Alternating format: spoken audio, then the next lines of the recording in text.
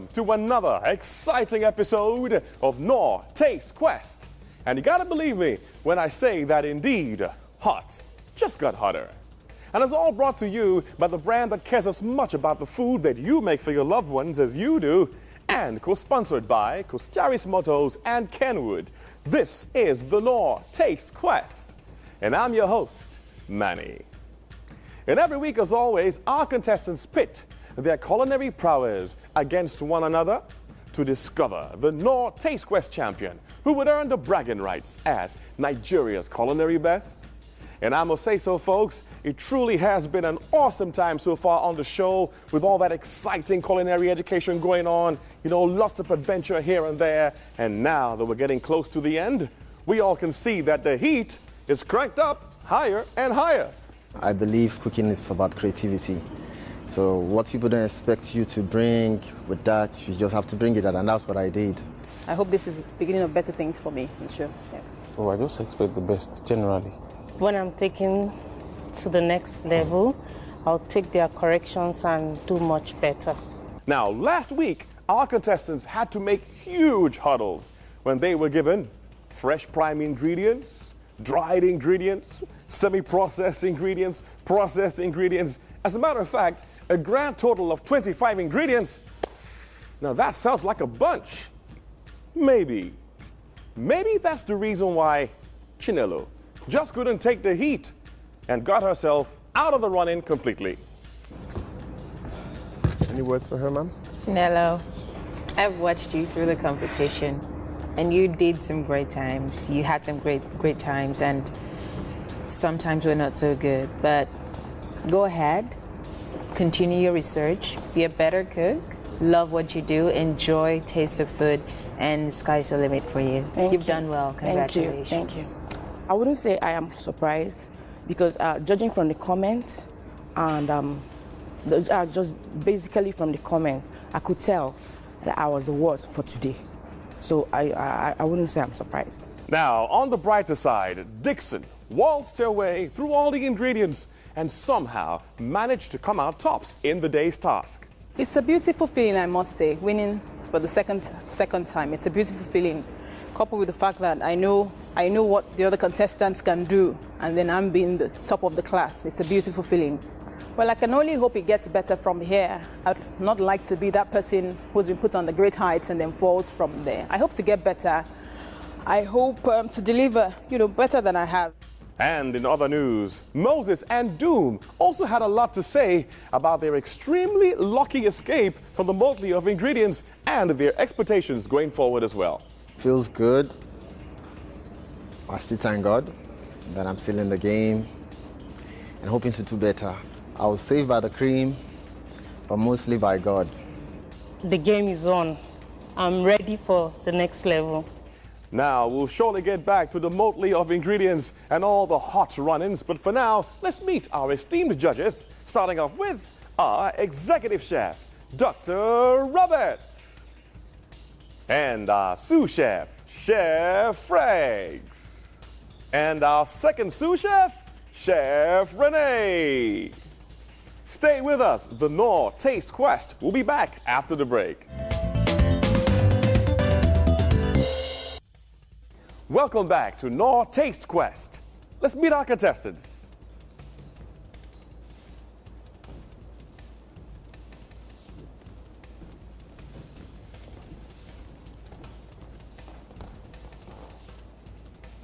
Congratulations, guys. Thank you. On your progress so far. And I wish you the very best in the hot journey ahead. On that note, it's time, Dr. Robert. Congratulations, the 7 of you. Is my math correct? It's unbelievable that you have gone from 14 people down to 7 so rapidly, and will continue to go down even more rapidly in the next 3 to 4 weeks. Hard to believe, a brand new car, Kenwood kitchen equipment, and 2 million naira. That's awesome, a lot to win, and it could be anybody's game at this point in time. After last week's dessert episode, quick fixes, we've decided to do another training session with you all today to help you prepare yourself for the weeks ahead. It's important to pay attention to what we do, what you do also, how stuff is done, how you plate, and how you present things so that your food can stand out when placed to get next to your mate's food. We'll join you on set.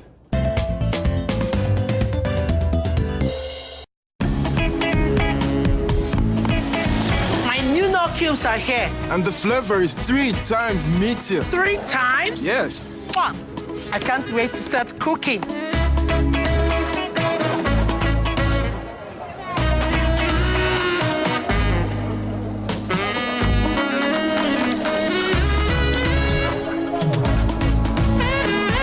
Joyce, what special flavor do you put in your stew? And how come you're always having so many customers? It's the new Knorr cubes, so. No? The new Knorr cubes flavor is now 3 times meatier. Taste some.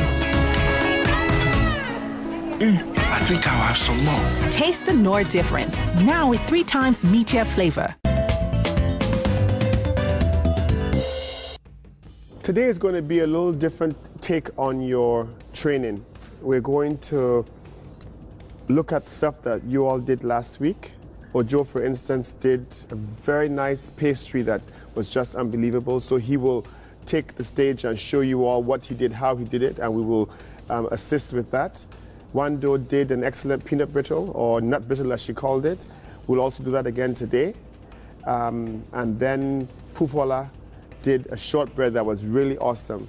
And we'll do that today also. And then we'll show you all how you can use those same ingredients, same recipes that you have done, and plate them even nicer. What shocked us last week is that you all have so many bits and pieces of equipment in the kitchen and you don't use them.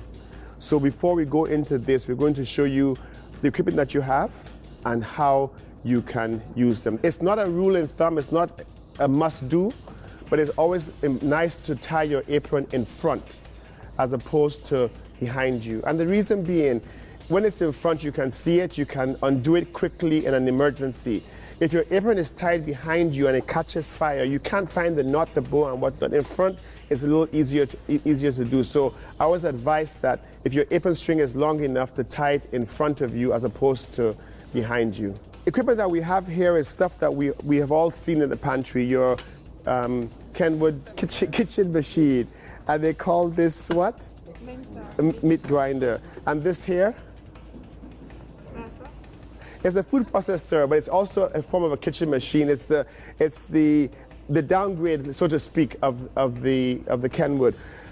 This does just about everything. It has a blender attachment. It has the centrifugal juicer. It has a regular juicer. It has all the things for chopping up your vegetables. That which is the food processor. The kitchen machine does the same thing as this and more. How do I put the pieces together? Because it comes with very many pieces. But once you start, it's usually not a problem. This is the part for the centrifugal juicer. What does the centrifugal juicer do? Separates the chaff from the There you go. It separates the pulp, or as you said, the shaft from the actual juice, as opposed to a citrus juicer where you're pressing down. Yeah. Okay. This fits on this way, and this fits this side here. There you go. There you go. Okay. Can we have some kind of fruit or something? Let's do apple. Let's do apples. Okay. Okay.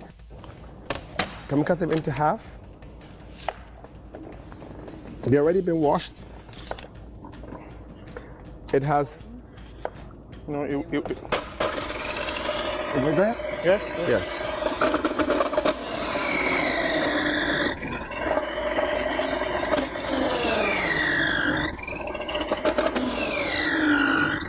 And that's the purest form of apple juice.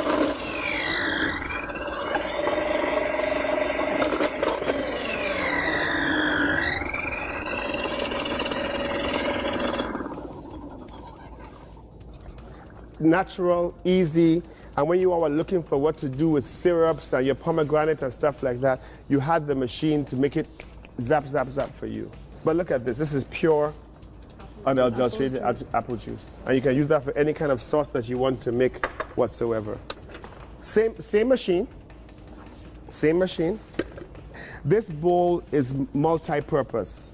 It does mixing, it does food processing, it also does chopping. We'll start first of all with some mixing. That's the mixer one. And you can see it has your beaters there, which are very good for eggs, egg whites and stuff like that.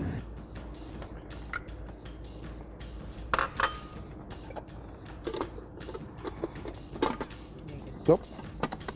There you go. Okay.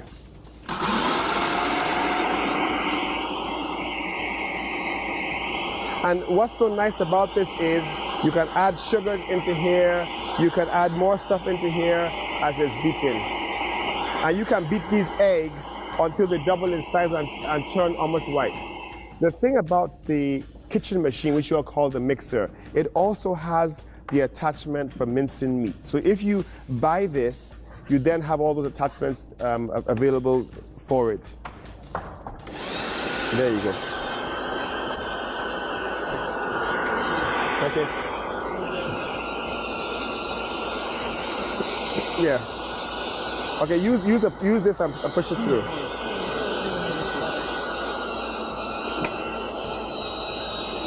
Yes, sir. That's simple and easy and straightforward to do. Mince meat, ground beef without having to go and buy it from the store. And you can mince any kind of meat. You can mince lamb, you can mince chicken, you can mince pork, anything you want to mince, you can mince. We're going to do one more thing before we now go to actual cooking. We're going to use the food processor unit of this. Let's start with a slicer. And it has different blades, different size slices and whatnot. And we're going to do, Chef Regane has given me the most difficult one to do, which is the carrots. We're going to do carrots in there. It helps sometimes if they're about the same length. So let me find the ones with the same length. And it also helps if you have them pushed inside, as opposed to, because if you don't push them in like this, it's going to go to the side, and it's going to just.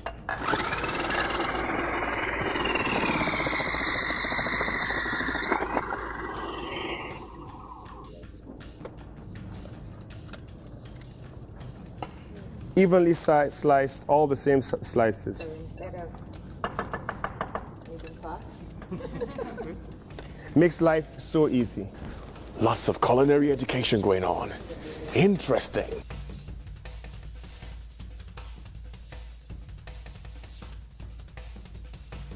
Okay, so we're going to do some grating now.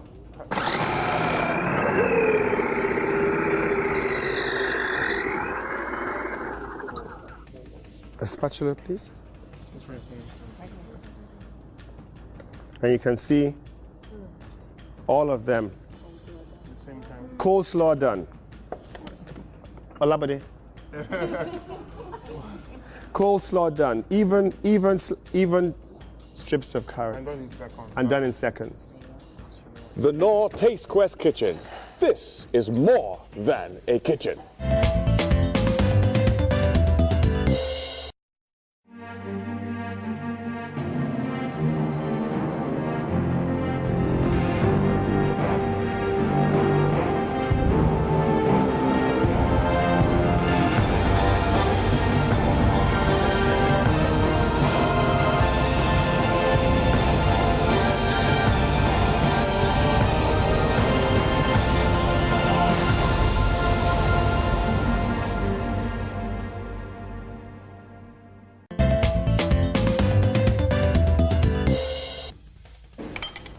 Before we leave this station, we're going to do your cream.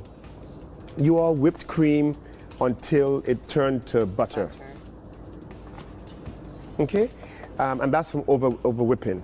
And you had you actually had 3 types of cream in the pantry. You had a pre-sweetened cream because you were doing desserts. You had a regular cooking cream, and you had a unflavored dessert cream. And you all whipped it, and we had many batches of butter that you had to throw away. If you're whipping cream, put your beater and your bowl in the freezer. It gives you that much better product that much quicker. Ojo, if you go to the freezer, you'll see there's a bowl there and there's the whisk. If you can bring it for us, please, and also the cream. And you can see, and that's why I love the metal bowl that Kenwood makes, because you don't get the same effect from a plastic bowl. So you put it in the freezer, and it just whips your cream in 2 seconds. Okay?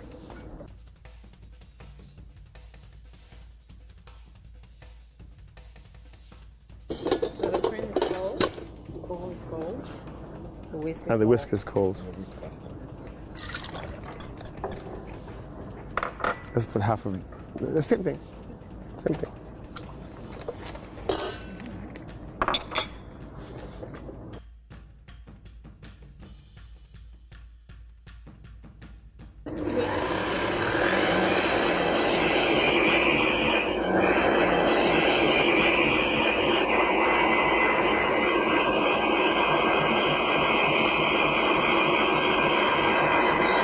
I know you can't hear me because of the machine, but you start to look at it and you can see the marks of the beater coming through. Okay? Can you see it? So you know it's getting ready. Now at this stage, you have to now be careful because that's when it will now turn to butter. You see it's doubled in volume?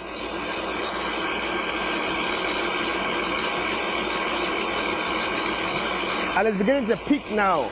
So once it gets to the peak, I will stop.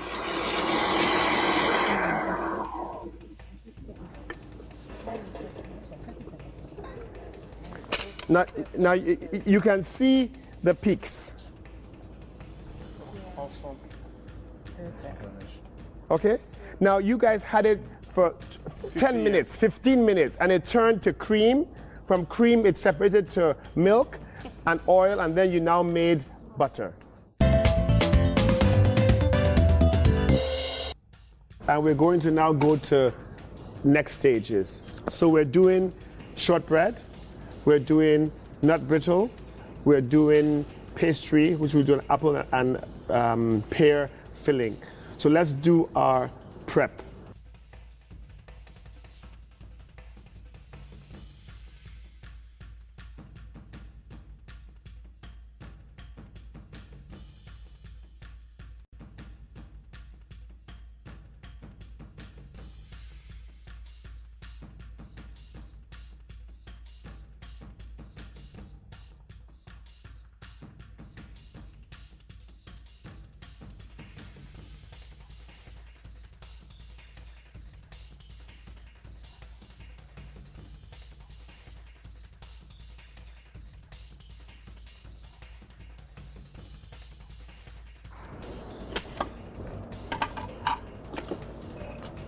Remember to put your apples and pears in some water with lemon.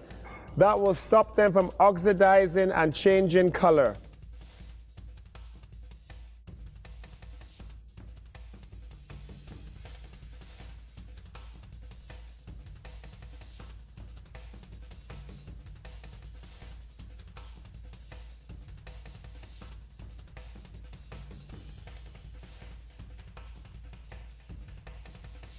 When you think of apple pie filling or any kind of filling that has to do with apple, what seasoning comes to mind?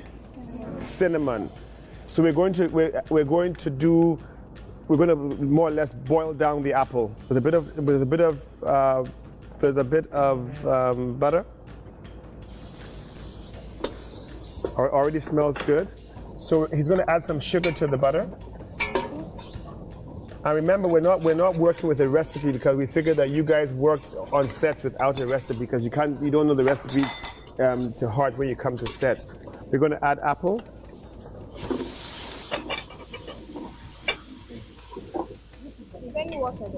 No water yet. The rest of the water. Yeah. And we're going to add the pear.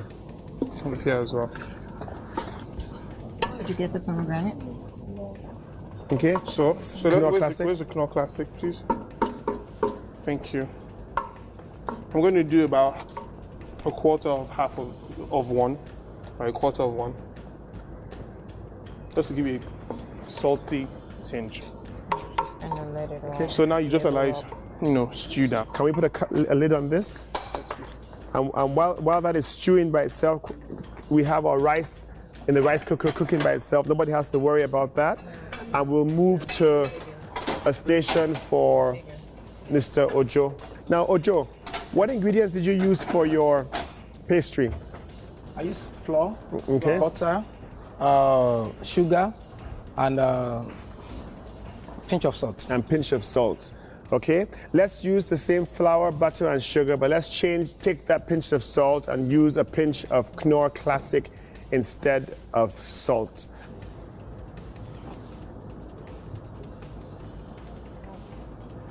Yeah, we need Knorr Classic a little. Yes. Chef ready? Yeah, good. So he has added some Knorr Classic to his butter and flour mixture. 250 grams of flour, 250 grams of butter.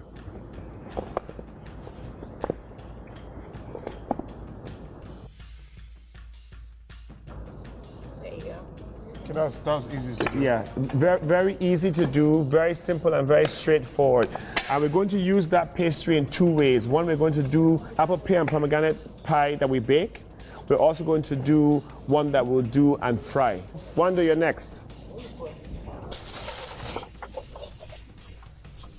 Why are you wrapping that like that? Okay, so that it will not stick. Actually, you can use any surface that is not that is heat resistant, but you have to grease it so that when you pour the brittle mixture, which has caramel, it won't stick. It won't stick. Okay. So you could have used a sheet pan, for instance. Yes. Or it's silicone mat. Okay. So we have the almonds, the coarsely ground cashew nuts. Then I need to grease this. So I put my sugar and a little water.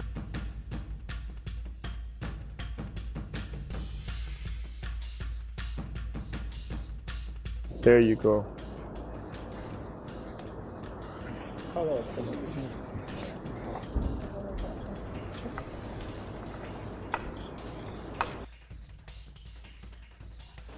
Every detail, every measure, the heat is on.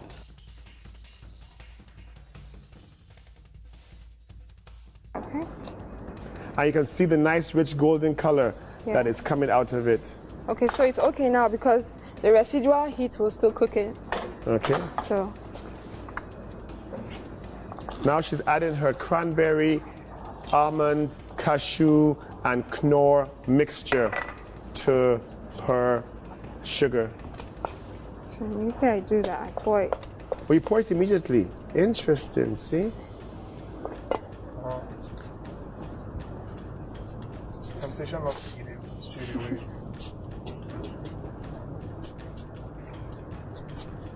It's very, very hot, so we don't want to mess with this. It's horribly hot. It looks good. It smells good. Now, how long do you leave it like this for it to get hard? It doesn't take so long, so I'm thinking like 5 minutes. Like 5 And you don't wait for it to be too cold before you like give it shape. So when it's still like a little bit warm, you just use a knife and give it shape. And give it some shape. We go to the next station. We work with Popola to do the shortbread. The pan, please. Yes, please. Yes, please. Okay, he's taken the rice from the rice cooker that he allowed to cook itself. If you remember, that's the joy of using our rice cooker. The rice is just perfectly cooked without having to stress yourself. This is the first time, and I think that's very ingenious, of rice in shortbread. Yes, that's bold. Very ingenious. I'm making a shortbread right now. The basic recipe for a shortbread, there are just three things. We have the flour, the sugar, and the butter. But now I'm giving gari, I'm giving rice to add into it. Just adding this to here. Just a little bit. Have some rice was in here. So. And sugar, I'll need half of this. Okay. Okay. And of course, the last item, butter. So I need to mix this together. And my butter is cold.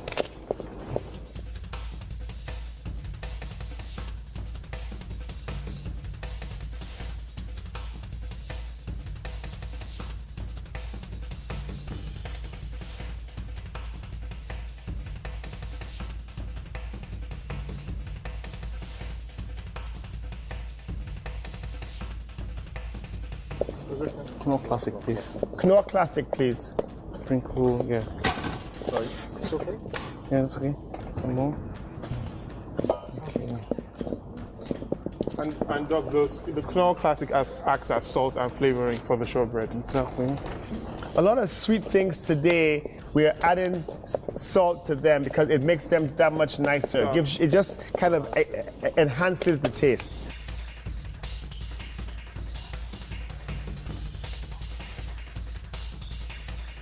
We're going to let this rest. We're going to check on our apple pie filling, or rather apple, pear, and pomegranate filling. And then we're going to now go into making that into some kind of sweet, delicious dessert. Can you all see?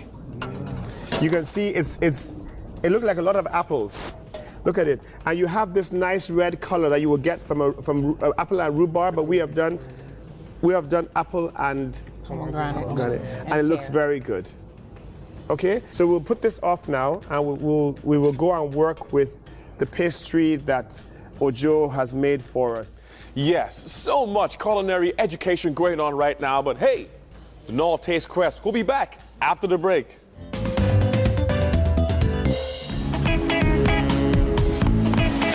My new Knorr cubes are here. And the flavor is 3 times meatier. 3 times? Yes. I can't wait to start cooking.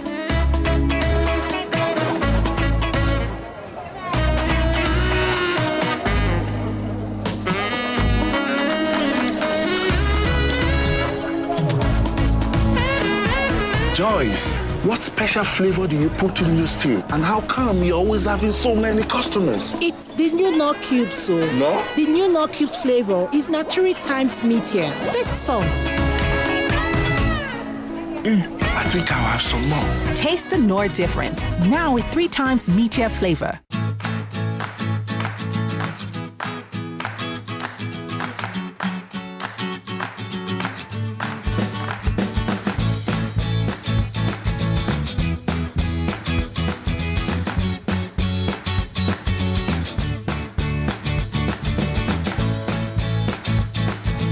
With the new Ford EcoSport, your world just got bigger.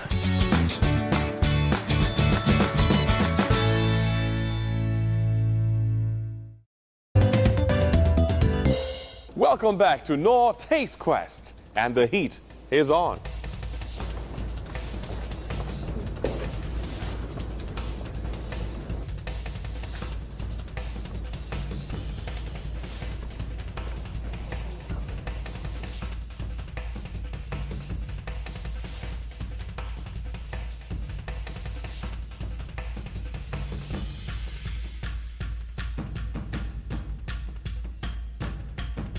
Oh, I need a little cinnamon powder on it. A little cinnamon powder. Yeah, Interesting. it, yeah. Here you are. There you go. And then the fillings. And the fillings. Yeah. What's the fillings? The apple and pears fillings. Can you have a spoon, please? Have a spoon behind here. Yeah.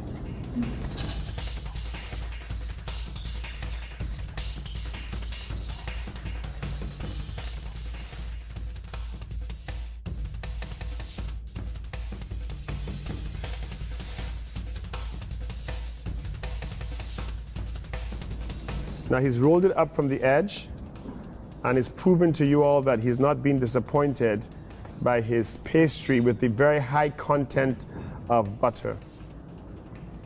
You know, his techniques are... Yeah.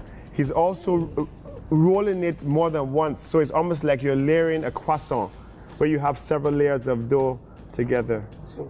And we hope that the viewers can see how easy it is to do this simple recipe. So we're putting to bind. Okay, it's going to act like a glue? Yes, exactly, sir. He's put some egg at the end, and that egg is to help seal. For lack of a better word, acts as a glue to glue the edges of the pastry together so it doesn't pop open when it's in the oven. So it's ready now to go to the oven. Okay. Yeah. Okay. Are you not going to brush it? Yeah, I will brush it once it's here. Okay. It's hot. And what temperature do you bake it at? Ideally, you bake at 190 degrees centigrade. It's very important for the viewers to know because different ovens have different temperatures. So 190 degrees centigrade, about 400 degrees Fahrenheit, and between 4 and 5 mark on your gas oven mark. And the reason you bake the pastry that high is because the butter should not melt, it should pop open and cause you to have a very flaky pastry. If the oven temperature is lower than that, the butter will melt in the pastry and you have a flat pastry that's stuck together.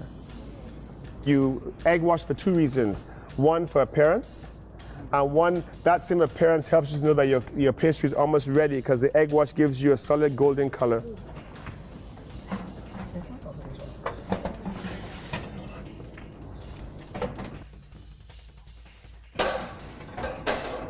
He's put it in the center of the oven. It's always best to pick it in the center of the oven. That's where the heat is even most. If it's too low at the bottom, you get bottom heat. If it's too high to the top, it burns at the top. Okay, so let's set the timer for 20 minutes so we can move to something else without worrying this way. There you go. Okay, so now we're going to go and do the shortbread.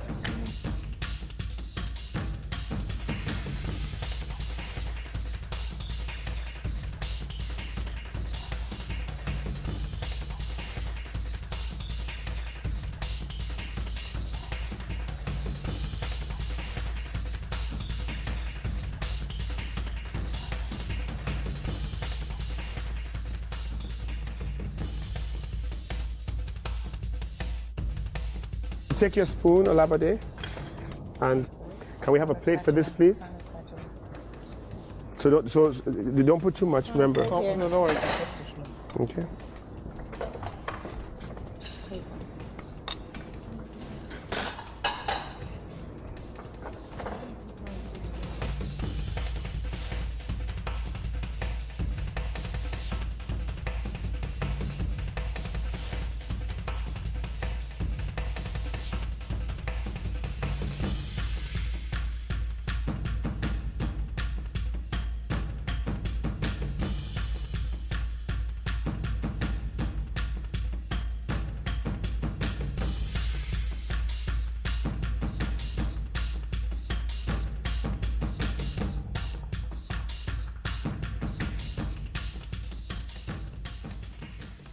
Okay, so what I've done is I've taken, the scrap from the pastry, just to check that the oil is okay. Sometimes your oil is too hot.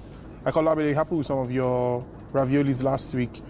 Some were burnt on the outside, the dough was still raw inside. So you want to, you do it with onions at home when you want to check the oil is hot or something. But here, you want to just check if the oil temperature is right.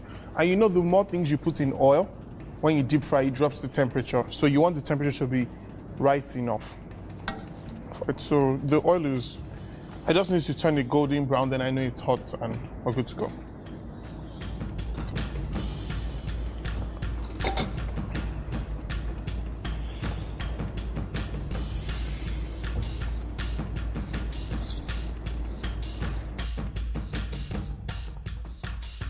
This deep frying, why we're showing you this is because the faster way to bake, and so that you know it's going to cook for sure. So we're just going to allow that fry. It's looking good. So I think this is about ready. See how nice and golden brown it is. It's not burnt. It's not burnt, it's not blackened. So I'll just dress it in the oil a bit and check it out.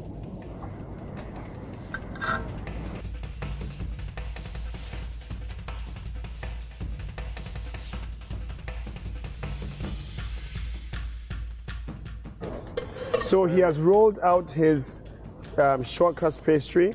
The color of the pomegranate is awesome.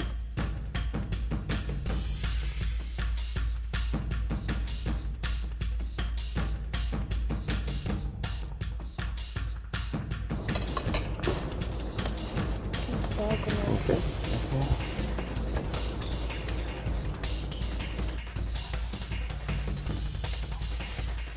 There you go.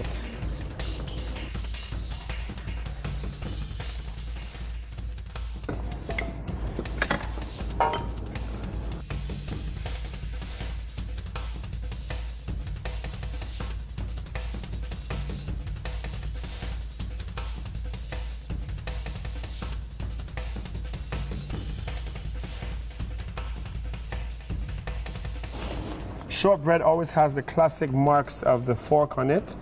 So he's doing that now. And then he's going to sprinkle sugar on top of it before it goes into the oven.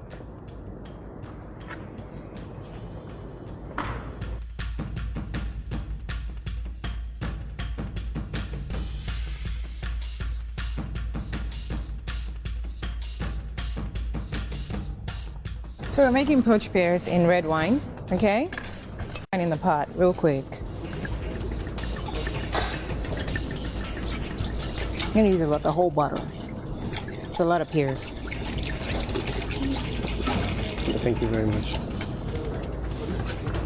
Now I have sugar. I'm gonna put all this in there because I want to have some syrupy texture to the liquid, okay? I need my Knorr. So I have my Knorr. I'm going to use about a quarter of this, okay? A quarter of this one. Not, yeah, okay? So I have my sugar in there. I have my cloves. I have my ginger. I have my nutmeg. So I'm going to put the water in. That's about how many cups of water? About 600. Yeah. So I'm going to put that in there. Because it's poached, I want to make sure that my what I'm poaching is covered in there, okay? I want to make sure that the water, the poaching liquid, covers everything that I'm cooking. And then we're going to turn the liquid. So she stood the pears up in the pot with the stalks showing, okay? And then she'll pour that liquid on top of them. Voila. There you go. So the most important thing when poaching is to make sure that whatever it is you're poaching does not stay at the bottom of the pot. You can take a look. You can see that all of my pears are floating on top. That's the beauty of poaching, okay? So everything's in there. We're going to leave that to just keep simmering. It's going to be on a simmer. It's not going to be on a rapid boil, okay? Towards the end, we'll put it to a rapid boil so that we can get some of that syrupy goodness in there, okay? Awesome.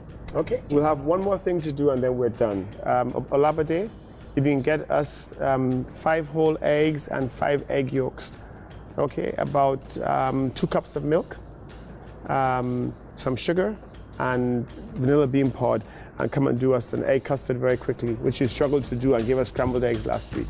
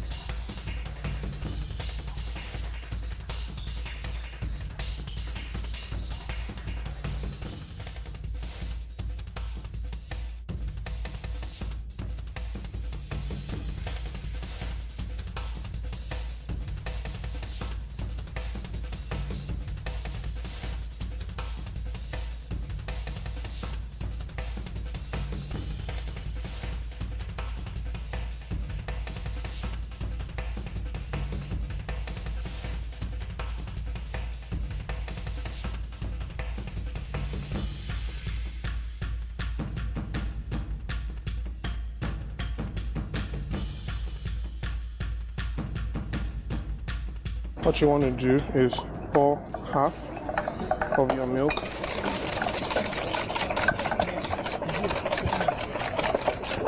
Walk really quickly. Then where's the nutmeg? have to walk really quick.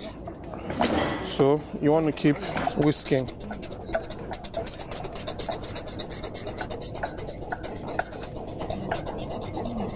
Olabode, want to take over this whisking? Ojo, want to take over this? Just continue stirring this so it doesn't burn at the bottom.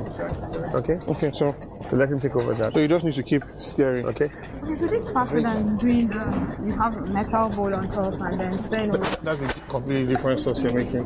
That's a hollandaise you're trying to make. Okay, so this is just custard sauce. Okay. So we're going to, you can bring it out now. So you notice we didn't allow it sit, so we're passing this through just in case there are any lumps left. Any bits that, can you smell that already?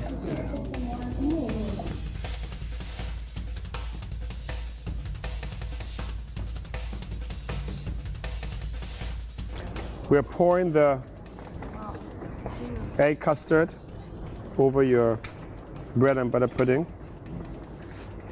Don't worry that it looks as though it has too much egg or too much of the mixture. It will bake and cook. Okay?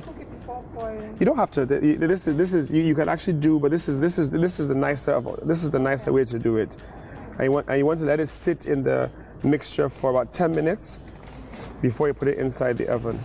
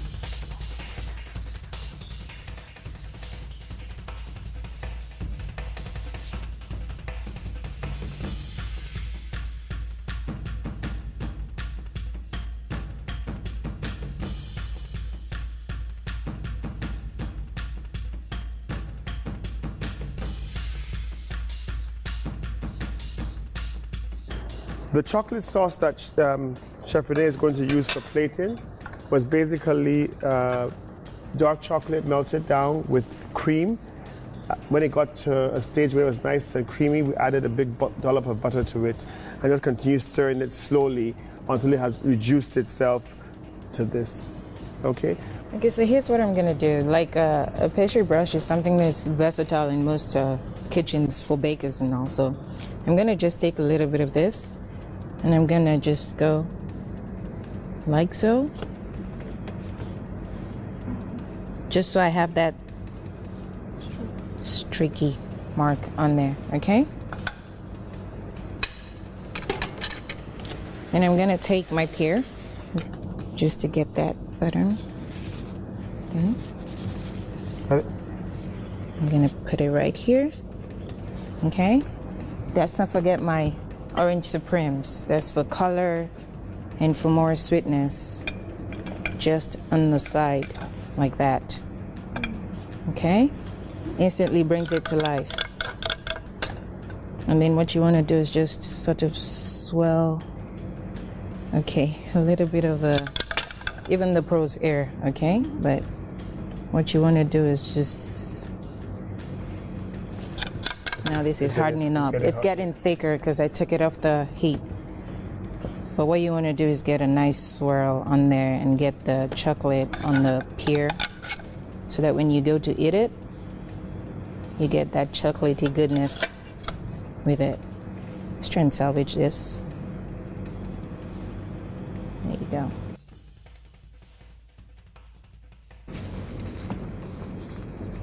Okay, so lesson learned. Make sure that your chocolate always stays on the heat so that you have that smooth, liquidy consistency, okay? All right. Notice the nice red color that she got from the poached pears. And that's from the red wine and all the spices, the Knorr classic that is inside. And you can imagine how that will taste when we sit down now to delve into. We have 7 of them, so we're all going to get a taste and see how those poached pears taste.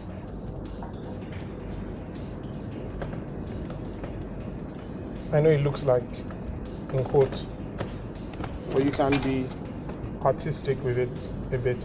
Now with this brittle, right, what I can do is just in my hands or just want to crumble it slightly. It's kind of really, it's kind of really tough, but I'll show you why I want to crumble it.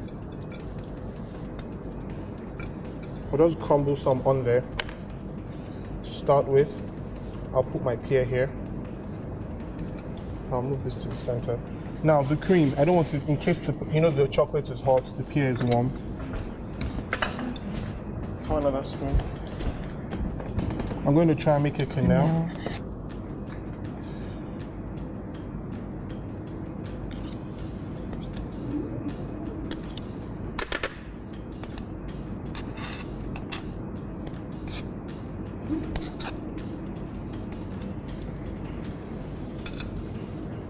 So I put the brittle on there so that it stays. It's big. Then you just have like a small brittle there in the center. Then the liquid in the pan, that's like a caramel from the red wine. You can see it's gone slightly syrupy. You just put that on the pear. Just give it that final shine.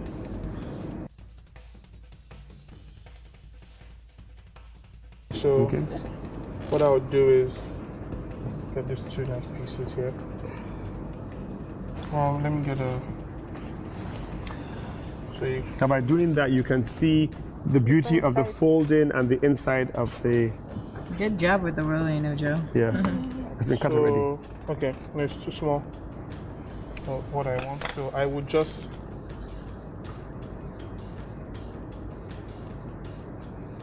Pipe, you can pipe whatever style you like. You know? So you pipe that. And remember we had some of our custard here. You could just put it in the middle. Can I have right next to it, please? It's a bundle of joy. So just take some of this pear, like Doom said, something red. I could do some on the custard. So that it has a nice tinge all over the plate. So that's it.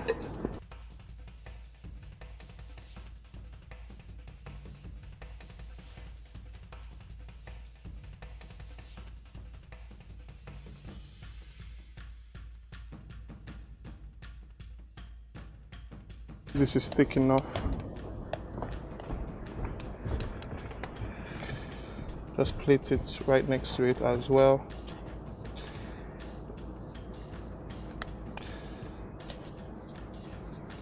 Now some of it pour down here. Then, sure.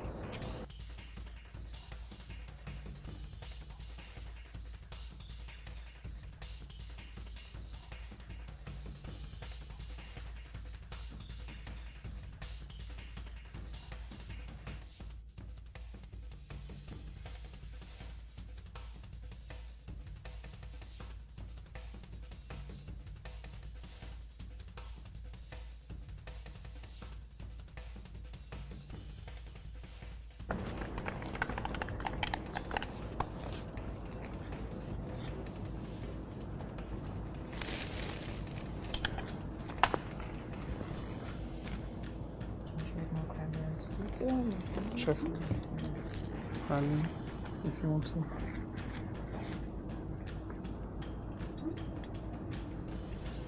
Ladies and gentlemen, what an amazing time with you all in the kitchen today.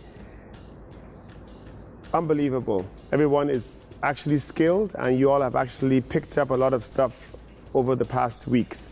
We've got poached pears done in two ways with your red wine sauce that's spiced up with Knorr and other seasoning. You have your apple strudel with custard and cream. You have your peanut brittle, or nut brittle as we call it. You have your apple turnovers, and the most amazing bread and butter pudding, and of course, our shortbread. Thanks to you all, and of course, thank you to Chef Regine and Chef Renee. We'll see you all for another fantastic time, of course, in the kitchen next week. Thank you. With all this culinary education, We surely can expect thrilling times next week when the quest continues for Nigeria's best. Now you know this is the Knorr Taste Quest.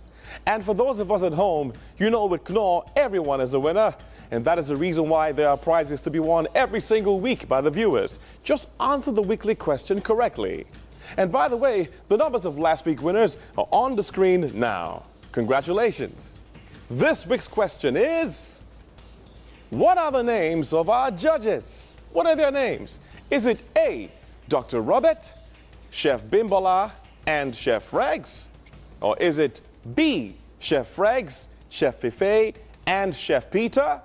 Or is it C, Dr. Robert, Chef Rene, and Chef Regs? You know the answer? Then hurry up and text. Text RR, then your answer. If it's A, B, or C, to the short code 33120.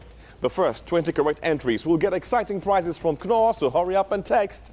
And we want to hear from you guys, so whatever you do, like our Facebook page, send us your comments and your favorite recipe as well. We say a big thank you to our co-sponsors, Costaris Motors and Kenwood. And now to the esteemed judges. For this amazing culinary experience, thank you, Dr. Robert, Chef Regs, and Chef Rene. Awesome as always.